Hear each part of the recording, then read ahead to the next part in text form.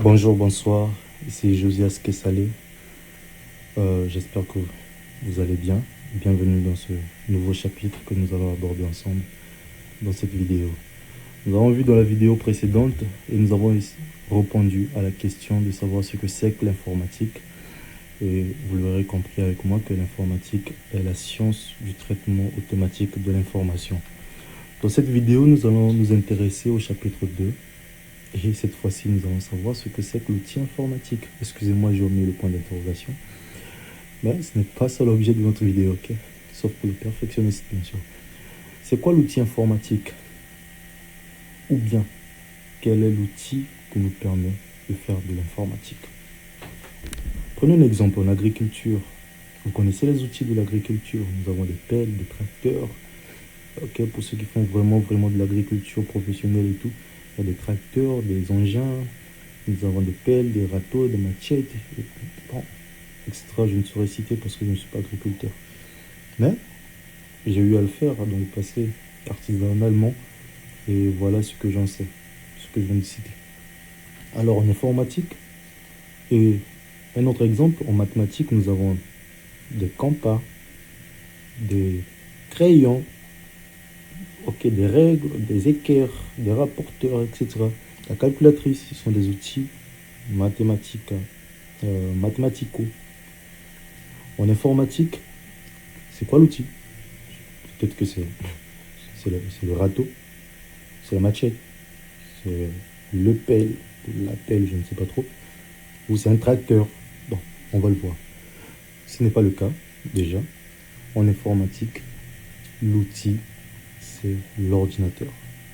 Eh ouais, vous l'aurez deviné, l'outil informatique, c'est l'ordinateur. Et nous savons qu'il se présente sous plusieurs formes. Ici, je ne veux pas trop définir l'ordinateur parce que vous pouvez taper sur Google, hein, effectuer des recherches, qu'est-ce qu'un ordinateur, vous aurez des définitions plusieurs. Ici, je suis plus axé dans l'explication. C'est la compréhension et non les définitions, les termes. Vous trouverez certainement qu'il y en aura, mais pas trop. Je ne pense pas. Voilà, l'ordinateur se présente sous plusieurs formes. Ok. Nous avons des smartphones, nous avons des tablettes, des ordinateurs de bureau ou desktop, des ordinateurs portables ou laptop. Ce sont des termes officiels. Et puis, vous pouvez rechercher, hein. Vous aurez smartphone, la signification tablette, vous l'aurez compris, ce sont des tablettes.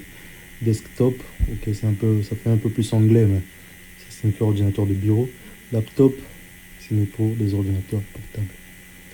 Et là encore, nous devons lever une ambiguïté. Ok, il y a certaines personnes qui appellent vulgairement le laptop ou l'ordinateur portable PC. Ah, vous l'avez compris. PC n'est pas un mot, ou bien ce mot ne signifie pas ordinateur portable ou laptop. Le mot PC signifie ordinateur personnel. De l'anglais personal computer, personal pour personnel, computer pour ordinateur. Et là, en français, on dirait que le PC, c'est mis pour ordinateur personnel. Voilà. Donc, à partir de ce cours ou à la fin de ce chapitre, je compte sur vous pour ne plus utiliser à tort et à travers le mot PC. Je compte sur vous. Intéressons-nous de plus près des ordinateurs. Il y a plusieurs marques, on est d'accord. Sur ces marques, des smartphones, des tablettes, des ordinateurs de bureau et des ordinateurs portables. Il y a plusieurs marques. Nous avons les marques majeures qui se distinguent. Nous reviendrons sur le terme PC. Ok, on est en informatique et comme de la même manière que vous, étant un humain, vous avez plusieurs prénoms. On peut vous appeler Jean-Jacques, mais Jean c'est vous, Jacques c'est vous. Okay. Mais vous avez ces deux prénoms, de la même manière que Jacques peut être le prénom d'une autre personne. Pareil ici, le terme PC a deux sens. Nous avons vu le premier sens, c'est que ça signifie ordinateur portable et personnel. Regardez la S. L'ordinateur, il y a plusieurs marques d'ordinateurs. Nous avons les marques de la maison Apple, Apple, c'est la maison de fabrique avec une grosse pomme, ok, une pomme à moitié croquée à l'arrière des smartphones et des ordinateurs. Cette maison est la maison de fabrique des smartphones appelés iPhone. Je ne sais pas s'il y a un terme spécifique. Lâchez-les-moi dans les commentaires et pour partager avec les autres.